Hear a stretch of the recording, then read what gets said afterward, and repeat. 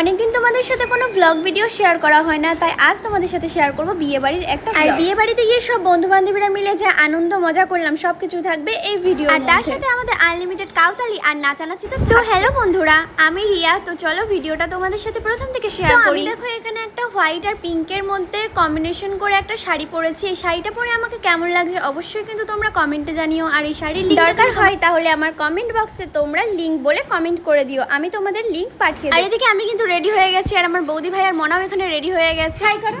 মনা তুমি কি করছো? কোথায় যাবে? আমরা বিয়ে বাড়ি। এই যে আমার বৌদি ভাই, এই যে মনা।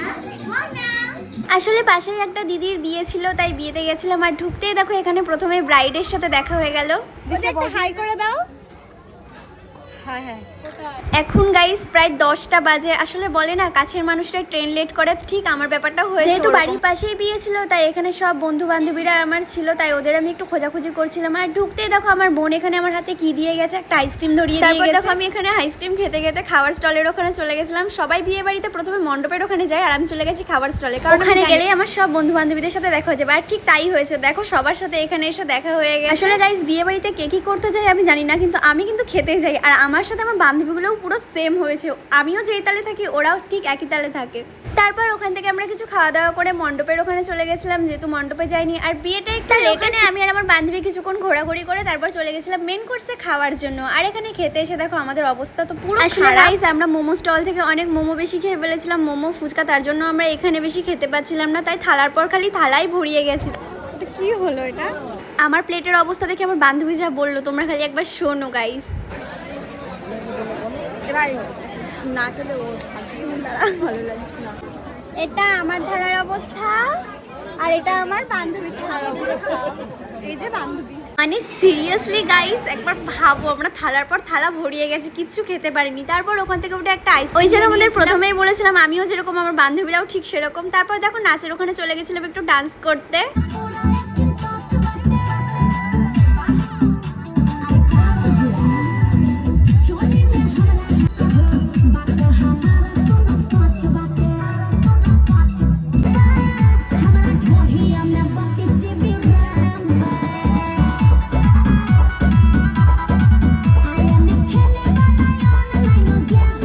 আর সত্যি বলতে গাইস নাচানাচি করে তো প্রচণ্ড কষ্ট হয়ে গেছিলো, আর এতটা গরম ছিল সেই দিন তোমাদের না বললে বিশ্বাস করতে পারবে না। আর এদিকে দেখো বিয়ের মণ্ডপে তো ব্রাইড বসে গেছে, আর দিদিকে দেখো কত সুন্দর লাগে। তোমাদের একটা কথা বলি, মানুষের প্রবলেমটা কি আমি জানি না, মানে যেই বিয়ে করুক না কেন সবার আঙুল আমার দিকে। সবাই বলছে ওরা বিয়ে করে নিচ্ছে, তুই কবে বিয়ে করবি, মানে সিরিয়াসলি। যাই হোক গাইস, নিজের তো আর বিয়ে হচ্ছে না এই জন্মে, পরের জন্মে হবে কিনা জানি না। তো আমি এখন দেখবো বিয়ে, আর এতটা গরম যে তোমাদের কি বলবো।